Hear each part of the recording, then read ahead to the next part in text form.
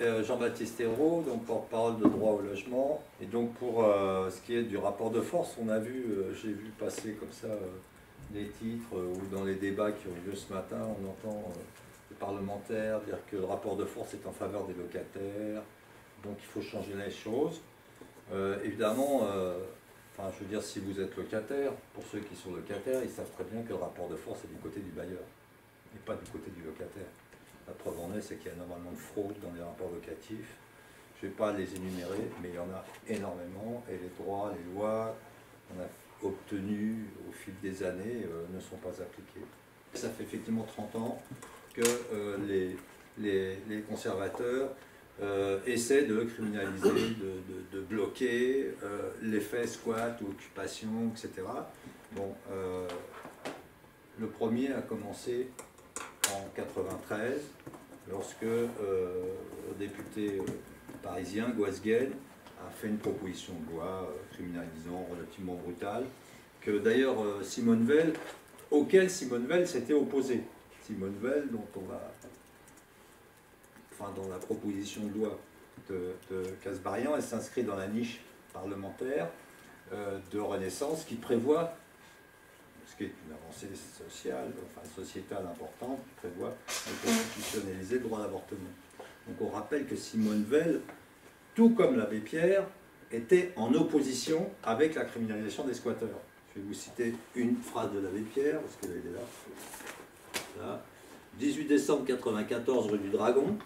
Nous n'accepterons pas que l'on considère comme des coupables ceux qui, dans la nécessité d'éviter la maladie ou peut-être la mort à des bébés et à des petits-enfants, occupent des logements vacants.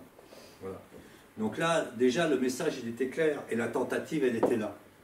Donc, est-ce qu'ils vont obtenir, est-ce que les conservateurs, alliés avec les libéraux, vont obtenir la criminalisation des squatteurs? Ça, c'est une question.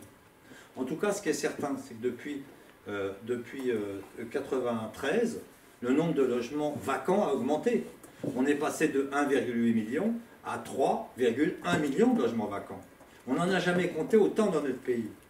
C'est-à-dire que les pouvoirs publics ne font rien pour empêcher la hausse de la vacance et réduire la vacance et utiliser ce potentiel pour loger des ménages qui sont précisément aujourd'hui dans la rue et qui n'ont pas d'autre solution, pour ceux qui en ont le courage, d'aller occuper des logements vacants. Donc la réalité, elle est là. Or, on a des dispositifs qui existent, à commencer par la loi de réquisition, et l'ordonnance de 45 est très efficace, mais aucun gouvernement, depuis 95-96, n'a osé mettre en œuvre cette disposition. Donc là aussi, on le dit, si vous voulez lutter contre les squats, commencez par loger les sans-abri. Commencez par appliquer la loi qui oblige à héberger les personnes qui sont sans logis. L'article 345.2.2 et 2.3 du Code de l'action sociale. 345.2.2 et 2.3 du Code de l'action sociale, où il y a une obligation pour l'État de mettre en œuvre un dispositif d'accueillir jusqu'au relogement ou jusqu'à un hébergement de stabilisation, ou jusqu'à un accueil dans un hôpital ou un problème de santé, enfin un établissement de santé. C'est une obligation qui pèse sur l'État qu'il ne respecte pas, parce qu'on a toujours plus de sans-abri. De la même manière, on a aussi toujours plus de personnes qui sont en difficulté pour se loger, qui sont menacées d'expulsion, qui s'entassent les uns sur les autres. On a aussi ceux qui sont escroqués par des faux propriétaires, les mafias qui se développent, parce que quand il y a une crise, il y a la mafia.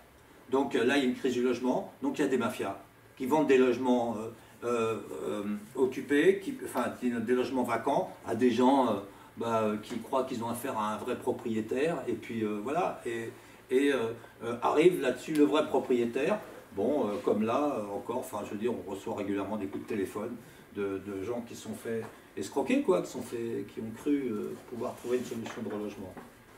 Et puis, on a aussi une violation constante aussi des droits des personnes qui sont, des droits des habitants, des locataires. On a un article de loi qui interdit l'expulsion illicite. Jamais cette disposition n'est mise en œuvre. Quand un locataire est mis dehors, un locataire ou un occupant sans titre, je veux dire, peu importe, est mis à la rue parce que le propriétaire a changé la serrure pendant qu'il n'était pas là, parce qu'il a envoyé des gros bras pour foutre les gens dehors, parce qu'il a pris ses affaires et les a laissées sur le trottoir, ce qui nous arrive relativement fréquemment. Il n'y a pas de poursuite. Il n'y a pas de poursuite, le parquet n'a aucune instruction. Jamais le garde des Sceaux, depuis que cette loi a été appliquée, jamais le garde des Sceaux n'a donné des instructions pour que cette disposition soit mise en œuvre. Donc il peut y avoir ici ou là des condamnations sur le sujet, mais elles sont mineures. Alors maintenant, il est vrai que la commission des affaires économiques a un peu baissé le ton sur la question des rapports locatifs, sur la question des locataires, des impayés de loyer. Bon. Elle a baissé le ton. Ok, ils ont abrogé l'article 3, ils ont supprimé l'article 3 qui criminalisait les locataires qui se maintenaient dans leur logement à l'issue du délai de 2 mois du commandement de quitter les lieux. Ils viennent de le faire là. La commission des affaires économiques vient juste il y a 1 heure, quoi, ça fait 1 heure qu'ils ont bouclé le débat. Dans les autres dispositions qui sont prises, je vous ai dit qu'il y a un durcissement donc, de la criminalisation. Ils reviennent, ils rétropédalent un peu sur la question de la criminalisation des locataires. Ils redonnent un petit peu de marge de manœuvre aux juges en matière de suspension, enfin en matière de résiliation du bail. Le juge aura droit à revenir sur la résiliation automatique du bail, c'était l'acquisition de la clause résolutoire, en langage barbare. Et puis ensuite, voilà, sur les délais, on n'a pas encore la dernière information, mais enfin si, il semblerait que, alors, on ne sait pas, sur les délais, on en saura un petit peu plus tout à l'heure, parce que on a notre juriste qui va venir nous expliquer là où ça en est. Bon voilà, donc pour nous c'est clair que là on assiste, et dernier point, après je laisse la parole, dernier point, c'est une campagne de toutes pièces qui a été montée. On est dans le cadre d'une opération d'intoxication, enfin, de propagande, comme on en connaît ailleurs, à l'aide des réseaux sociaux, des médias qui consentent qui soutiennent ce type de campagne, et avec un objectif, l'objectif il est très clair, hein.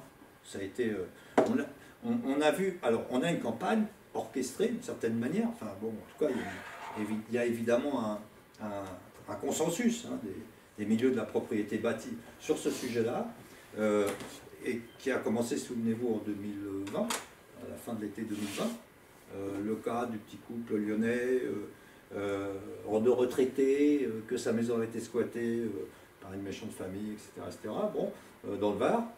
Et bon, apparemment, depuis, on a appris que ce petit couple de retraités qui voulait finir sa vie là-bas, en fait, le monsieur, il est propriétaire de plusieurs agences immobilières, etc. Il est du milieu immobilier. Bon, on a cette affaire aussi qu'on a vue dans l'Essonne, en 91, où un petit couple très propre sur eux ont acheté une maison, et puis, oh, ils découvrent qu'il y a des squatteurs.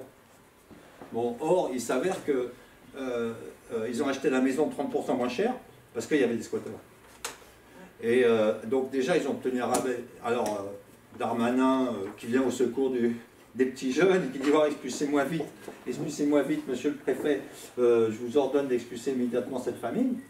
Et on apprend aussi que le couple en question, il trafique un peu de la drogue, tout ça. Enfin bon, je veux dire, voilà, c'est pas forcément un milieu qui raconte toujours la réalité, la vérité des choses. Donc si vous voulez, on doit s'interroger aussi on doit creuser sur ces dossiers qui sont présentés, qui sont médiatisés. Je veux dire, nous, quand on défend une famille, on connaît la situation. On connaît la situation de A à Z sur cette question du logement. Là, on nous amène des histoires, on nous raconte des histoires, voilà, on met en scène un propriétaire, on ne sait pas ce qu'il y a derrière.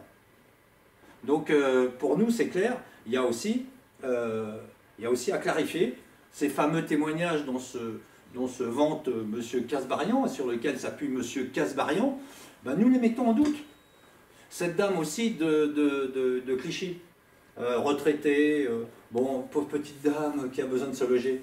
En fait, elle a donné son congé reprise trop tard. Elle n'a pas respecté les délais. Et elle voudrait que son locataire se mette à la rue. Vous comprenez ce que je veux dire? Il y a des contradictions comme ça. Puis j'insiste enfin sur le dernier point, qui est qu'en fait la question du rapport de force, le rapport de force en train de basculer, il n'a jamais, je reviens là-dessus, il n'a jamais basculé, il a toujours été en faveur des bailleurs. Les loyers ont augmenté de manière considérable, les taux d'effort ont augmenté de manière considérable, et donc les locataires ont de plus en plus peur de se retrouver à la rue. Résultat des courses, si vous voulez, on a une situation aujourd'hui, on a quasiment deux France qui s'affrontent, hein, la France des locataires et des sans-logis et des mal logés, et la France de ceux qui ont un petit peu de moyens, surtout pour le plus grand bien de ceux qui en ont beaucoup. Rappelons que la propriété immobilière est détenue en majorité par une minorité.